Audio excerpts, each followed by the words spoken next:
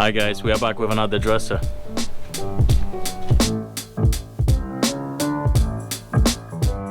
So we picked this dresser up a few days ago together with the nightstands from the previous video.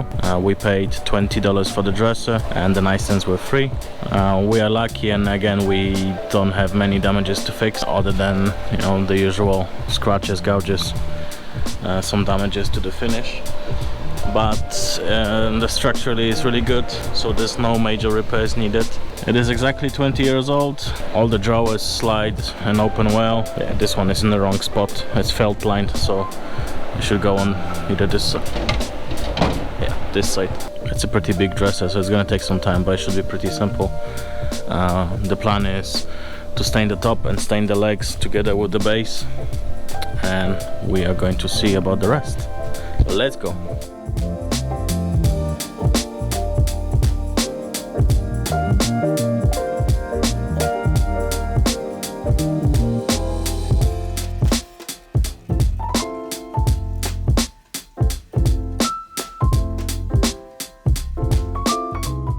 So the camera decided to record just 1 second of the video and I didn't realize, but I took the base off. We're going to sand it down and stain it.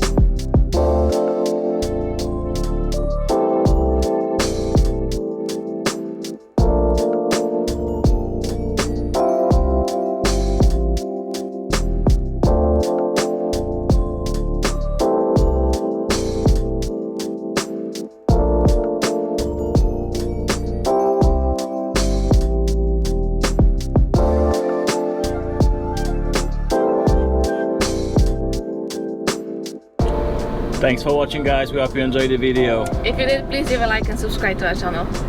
This one was really quick, there was really not much wrong with it.